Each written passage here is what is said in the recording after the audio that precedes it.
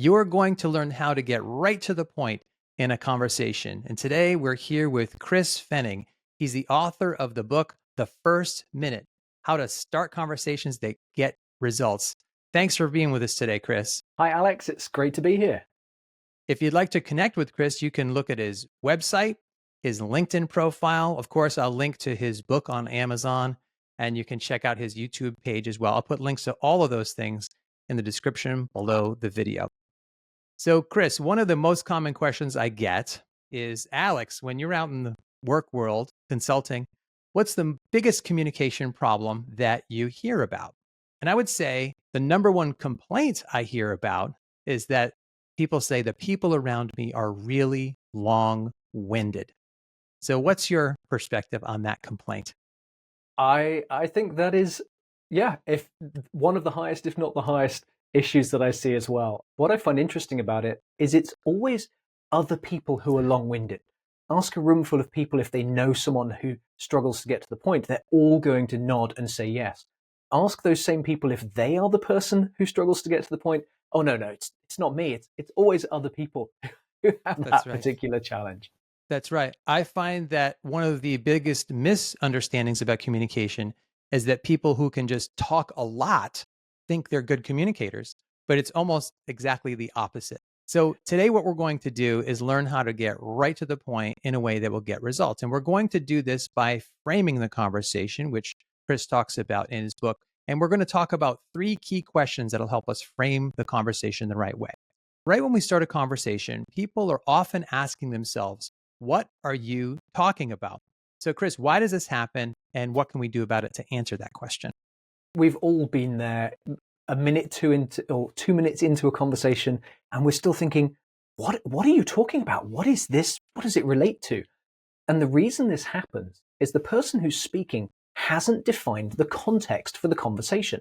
You don't know whether they're talking about a meeting next week or a client problem or something that just was a funny story. When we don't provide context, the people we're talking to struggle to focus, and they're spending their time trying to work out what is it we're actually talking about. And the great thing is context is easy to provide. In just 3 or 5 words, you can tell the person you're talking to what you're talking about. Something like, I have an update on next week's meeting, or I'd like to talk to you about the Jefferson account, or can I talk to you about Robin's pay rise? Those few words tell you, I could say, hey, Alex, I want to talk to you about our meeting next week. You now know everything else I'm going to say is about the meeting next week. And it's not about lunch or reports or anything else.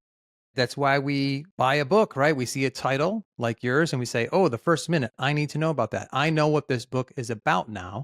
And if we are only thinking that in our heads, but never verbalize that until later in the conversation, that's a really demanding way to start a conversation, to make them guess what it is Yeah. we're talking about. So you want to be really upfront about that. It takes a little reflection before you start the conversation, but it's pretty easy to get to. And I noticed the samples that you used were very concise. It's just one short little sentence that does a lot of heavy lifting. So let's say we tell them what we're talking about. The second question that most listeners ask themselves is, why are you talking to me about this specifically? So why do people always ask themselves this question? And what can we do to make sure we don't leave that question unanswered?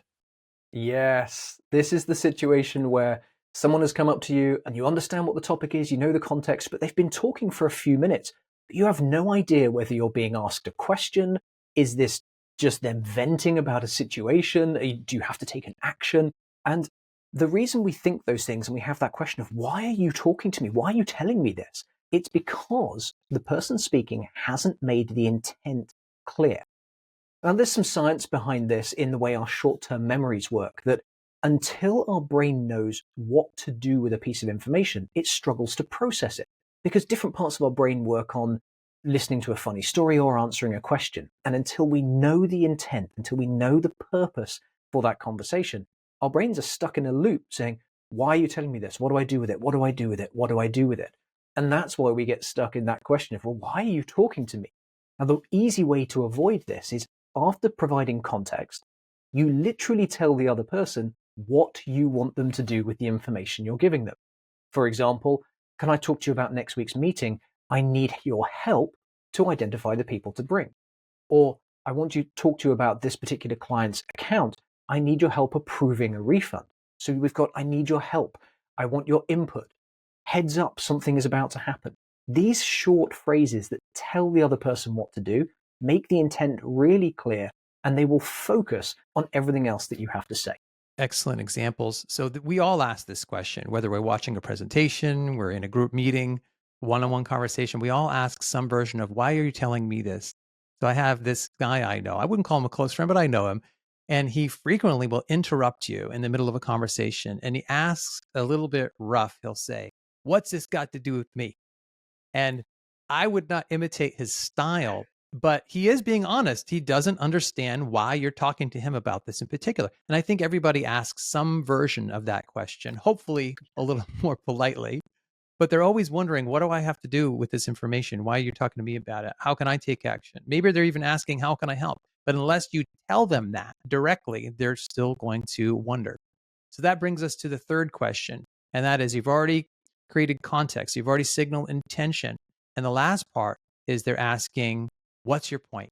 What is the point of this conversation? So tell us how we can get to that point in the conversation really clearly. Oh, yes, clearly and quickly. There is very little that's more frustrating at work than listening to somebody go on and on and on and thinking, what is your point? Understand what you want from me, but what's the point? And that is caused by missing a headline from the start of your message. Now, one of the best ways to imagine this, or to experience this outside of a conversation, is pick up a magazine or newspaper or look at an article online and start reading from paragraph 7. How long will it take you to work out what the article is about? You could even read the entire thing from paragraph 7 onwards and still not be quite sure what the overall article or message is. Compare that to starting with a title and a really clear first line in the article. If that's there and that's what you've read first, everything else after that makes a lot more sense. And if that's true in magazines, it's true in conversation.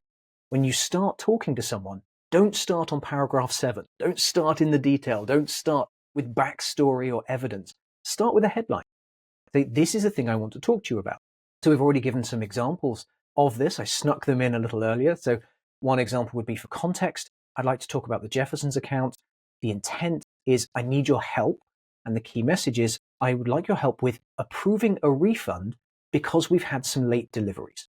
So the key message is, we need to refund them, or I want to refund them because we've had late deliveries. There's a lot more in that conversation. Well, why are they late and what have we done about it? How much is the refund? But the person you're talking to will know and understand what that conversation is going to be about because it's been framed. They've got the context, they've got that intent, and that key message, that headline, has set up the rest of the conversation really clearly for them.